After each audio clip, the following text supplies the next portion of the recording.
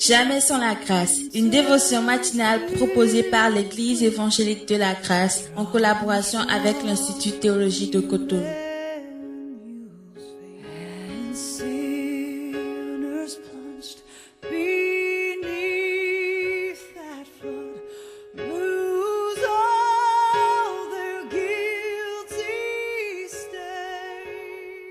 Bonjour chers amis auditeurs, bienvenue encore une fois dans notre dévotion du jour, une nouvelle journée, une nouvelle provision.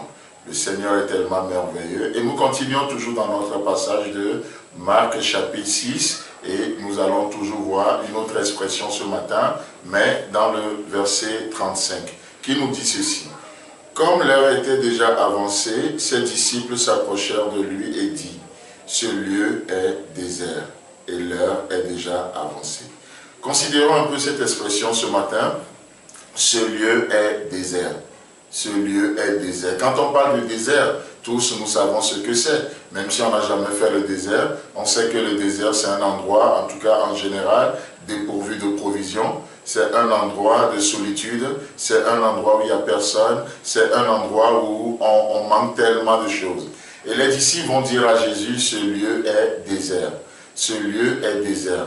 Est-ce que souvent, parfois, nous ne regardons pas dans nos vies et on a l'impression que ce lieu est désert, où on est tellement affaibli? Je ne sais pas comment vous êtes réveillé ce matin, mais peut-être vous êtes réveillé avec une nouvelle dont vous étiez allé au lit hier et vous êtes réveillé ce matin, il n'y a aucun sujet de joie. Non, il y a une tristesse qui est là. Ce lieu est désert de joie, ce lieu est désert de paix, ce lieu est désert de provision. Vous n'avez jamais vécu ça? Ce lieu est désert. Ça, c'est ce que les disciples ont dit. Mais vous savez, Dieu va nous montrer aussi le contraire. Ça, c'est ce que nos yeux naturels voient. Puisque Dieu, il est le Dieu du visible, mais il est aussi le Dieu de l'invisible. Dieu veut nous amener connectés à l'invisible, aux réalités invisibles. Parce que, au fait, ça, c'est ce que nous appelons la foi. La foi, ce n'est pas un saut dans le vide. Si votre foi, c'est juste un saut dans le vide, permettez-moi de vous dire que votre foi n'est pas loin de la folie. Mais la foi voit toujours quelque chose. La foi voit l'invisible.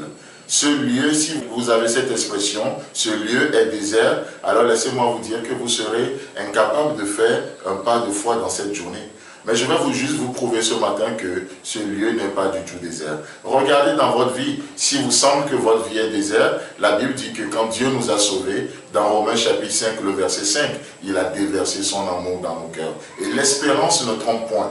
Ce lieu n'est pas du tout désert. Il y a l'amour de Dieu qui envahit nos cœurs. Il y a la paix de Dieu qui embrasse nos cœurs. L'amour de Dieu est là. Ce lieu, ce cœur ne peut pas être désert. Regardez dans la famille. Regardez dans votre boulot. Ce lieu n'est pas désert. Dieu nous donne une raison d'espérer ce matin.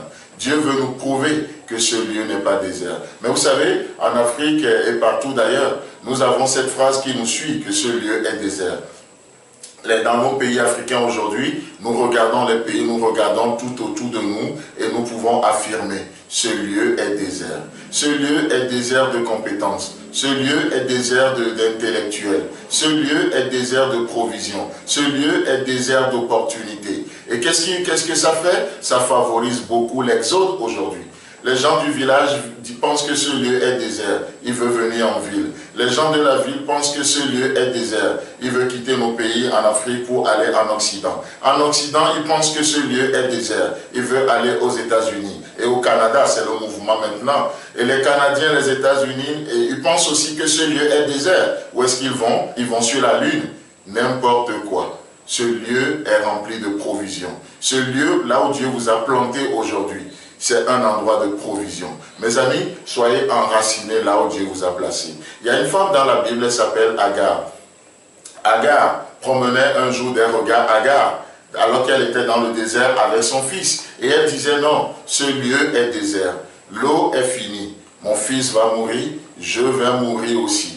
Et qu'est-ce que l'ange de l'Éternel va faire? L'ange de l'Éternel va venir, il va parler à Agar, il va lui montrer même des possibilités dans le désert.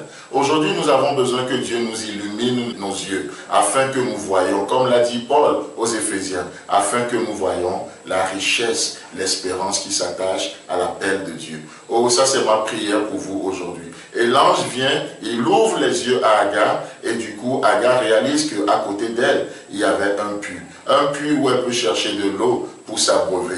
Un puits où elle peut trouver de l'eau pour étancher la soif de son enfant. Et ils vont continuer la marche. Mes amis, aujourd'hui, je prie vraiment que Dieu m'ouvre les yeux. La foi d'Agar n'a pas créé le puits, mais la foi d'Agar l'a connecté aux réalités invisibles. Je refuse de penser, de croire que ma vie, que ce lieu est désert. C'est plein de provisions, c'est plein d'opportunités que Dieu nous donne aujourd'hui. Rentrez dans cette journée avec cette pensée, cette mentalité, que chaque situation est une opportunité et vous pouvez vivre Dieu. Que Dieu vous bénisse et à demain. C'est tout le temps que nous avons. Si vous avez aimé cette dévotion, parlez-en à vos amis. Parlez-leur du message de la grâce et de ce qu'il fait dans vos vies. Pour un sujet de prière, une question ou plus d'informations, contactez-nous. Téléphone 64 88 35 87 ou 96 42 69 05 ou par WhatsApp au 94 75 80 20.